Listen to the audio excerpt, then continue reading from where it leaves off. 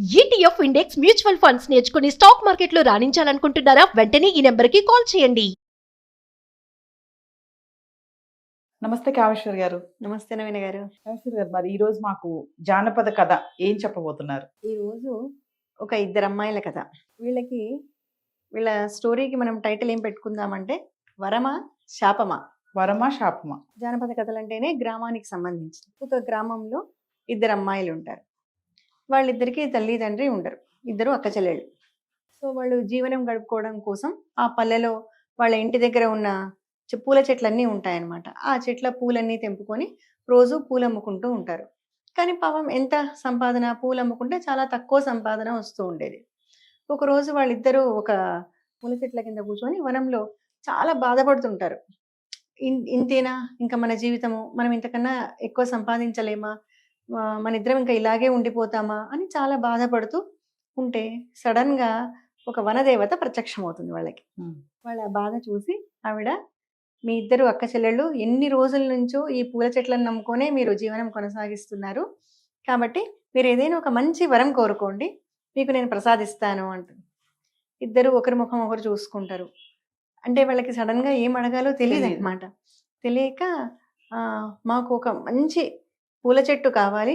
ఎలాంటి పూల చెట్టు అంటే ఆ పూలను చూడగానే అందరూ ఇష్టపడి ఆ సువాసనకు తొందరగా సేల్ అయిపోవాలి, అలాంటి ఒక చెట్టు కావాలి అంటారు. అంటే మన దేవత చెప్తుంది, సరే అలాగే, కానీ ఇదేంటంటే మనకు జానపద కథలు అంటేనే కొంచెం మాయలు మంత్రాలు కూడా ఉంటాయి.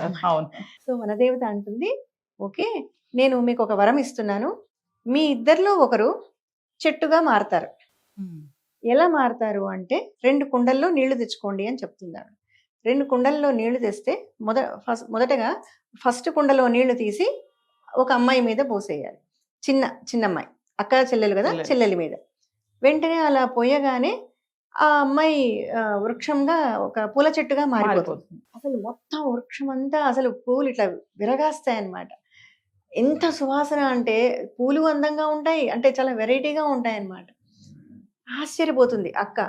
ఇప్పుడు ఈ పూలన్నీ నువ్వు జాగ్రత్తగా తెంపుకొని తర్వాత మళ్ళీ మరొక కుండ ఉంది కదా, ఈసారి 2 కుండలు నింపి 2 కుండలతో నీళ్లు పోసేయి, తను మళ్ళీ మామూలు మనిషి అయిపోతుంది, అప్పుడు మీరు ఈ పూలు అమ్ముకోండి అంటుంది. అనగానే వీళ్ళు చాలా సంతోషపడిపోయి ఇద్దరు నెక్స్ట్ డే పని ప్రారంభిస్తారు.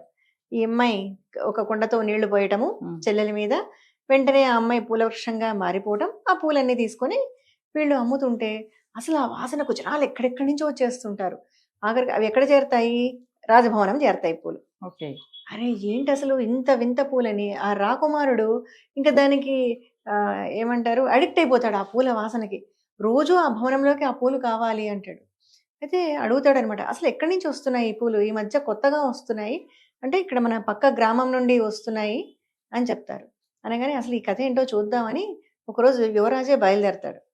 అక్కడ విచారిస్తూ అసలు ఎవరు ఈ పూలమ్మే వాళ్ళు ఎవరు అని అడుగుతూ వెళ్తాడనమాట. చూపిస్తారు, అదిగో అక్కడ గుడిసెలో ఉంటారు ఇద్దరు అక్క చెల్లెళ్ళు, వాళ్ళే ఈ పూలు అమ్ముతారు. అక్కడికి వెళ్ళేసరికి కరెక్ట్ గా ఇద్దరు అమ్మాయిలు బయట నిల్చొని 2 కుండలతో నీళ్లు పెట్టుకొని మాట్లాడుతుంటారు. అతను అక్కడే దూరంగా ఆగిపోతాడు, ఏమో జరుగుతోంది చూద్దామని.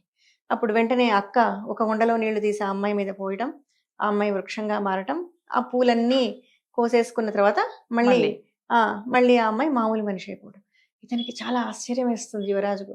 అరే ఇదేదో భలే బాగుంది, అంటే ఈ అమ్మాయి వృక్షంగా మారుతోంది, అంటే ఈ అమ్మాయినే నేను పెళ్లి చేసుకున్నాను అంటే ఆ వృక్షం నా ఇంటికే వచ్చేస్తుంది కదా అని చెప్పి అతను అక్కడి నుంచి వెనుదిరిగి వెళ్ళిపోయి తన రాజభటుల్ని పంపించి ఆ ఇద్దరు అక్క చెల్లెళ్లను తన రాజభవనానికి పిలిపిస్తాడు. పిలిపించి చిన్నమ్మాయిని అడుగుతాడు, నేను మిమ్మల్ని వివాహం చేసుకోవాలనుకుంటున్నాను. ఆబ్వియస్గా ఇంకా యువరాజు అడిగాడంటే కాదని ఎవరంటారు. ఆ అమ్మాయి వెంటనే ఒప్పుకొని యువరాజును పెళ్లి చేసుకుంటుంది.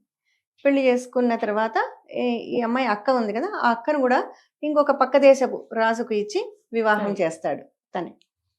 తర్వాత ఇంకా యువరాజుకు లోపల ఆ కోరిక, అడగాలి తనను అని రోజు ఇదవుతుంటాడు, అడుగుతాడు, నీ దగ్గర ఒక రహస్యం ఉంది, నాకు అది చెప్పవా అని. ఏమిటి అంటే, నువ్వు పూల చెట్టుగా మారుతావు కదా, నేను చూశాను ఆ రోజు, నా కోసం ఒక్కసారి నువ్వు పూల చెట్టుగా మారి చూపించు అంటే, వద్దు మహారాజా, అప్పుడేదో మేము అది జీవనాధారం కోసం అది కానీ ఇప్పుడు ఎందుకు అంటుంది.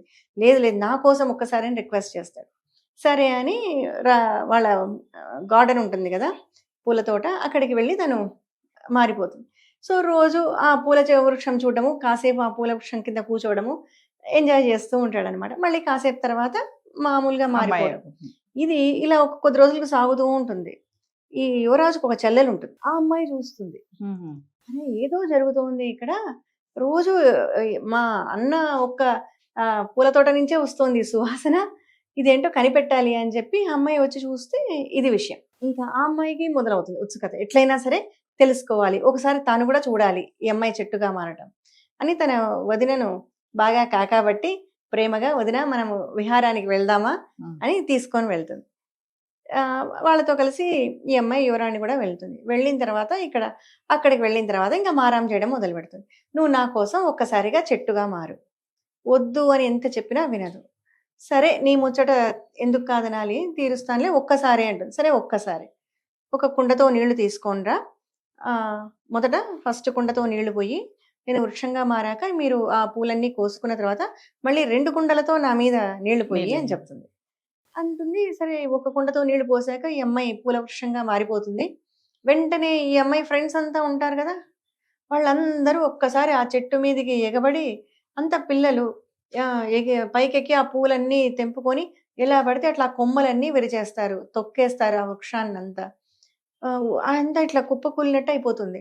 అప్పుడు భయపడి ఏం చేయాలో తెలియక అక్కడి నుంచి వెళ్ళిపోతారు. అయ్యో అంతే వదిలేసి వెళ్ళిపోతారు. ఆ అమ్మాయి వృక్షంగానే అట్లా కుప్పకూలిపోయి ఉంటుంది అక్కడ. ఇక్కడ యువరాజు ఏమో ఎదురు చూస్తుంటాడు, ఎక్కడ పోయిందో తెలియదు, ఏం సమాచారం ఉండదు. ఇతను బాధపడుతూ ఉంటాడు. భయం కదా, ఇంకా చెప్పదు చెల్లి వెళ్ళి. తర్వాత మరుసటి రోజు అదే దారిలో ఈ అమ్మాయి వాళ్ళ అక్క వస్తూ ఉంటుంది, వాళ్ళ రాజ్యం దగ్గర అన్నమాట. వస్తూ చూసి తను గుర్తుపడుతుంది వెంటనే, అరే ఈ వృక్షం అంటే మా చెల్లి, ఏంటి ఇలా ఉంది అని వెంటనే 2 కుండలతో నీళ్లు తెప్పించి ఆ అమ్మాయి మీద పోయగానే తను మానవ రూపం వచ్చేస్తుంది. కానీ పాపం మొత్తం అంతా ఇలా సిక్కైపోతుంది, కుప్పకూలినట్టు అయిపోయి తను అంతా ఎముకలన్నీ కూడా ఫ్రాక్చర్ అయినట్టుగా అయి పడిపోయి ఉంటుంది. తను తన రాజ్యానికి తీసుకెళ్ళి ఆ అమ్మాయికి వైద్యం చేయిస్తుంది. వైద్యం చేయించి కాస్త అమ్మాయి మెరుగవుతున్న సమయంలో ఇతనికి కబురు పంపిస్తుంది యువరాజు. తను నా చెల్లెలు ఇక్కడే ఉంది, ఈ విధంగా జరిగింది అని. అతను వెంటనే చేరుకుంటాడు. ఇక్కడ చేరుకున్న తర్వాత ఆయనకు అనిపిస్తుంది కొన్ని వింతలు, విశేషాలు, రకరకాల కోరికలు ఉంటాయి, అది కొంతవరకే. కానీ ఒక్కొక్కసారి అవన్నీ కూడా మనకు వరాలే కానీ ఫ్యూచర్లో శాపాలుగా కూడా మారిపోయేటట్టు ఉంటుంది. అప్పుడు ఆయన అనుకుంటాడు, వద్దు ఇలాంటి వింతైన కోరికలు కానీ ఇలాంటి వరాలు మనకి ఏమీ వద్దు, పద మళ్ళీ మనం వనదేవత దగ్గరికి వెళ్ళి ఈ వరాన్ని వెనక్కి తీసుకోమని చెప్దాము అని చెప్పి మళ్ళీ ఇద్దరు కలిసి వెళ్ళి వనదేవతను ప్రార్థిస్తారు.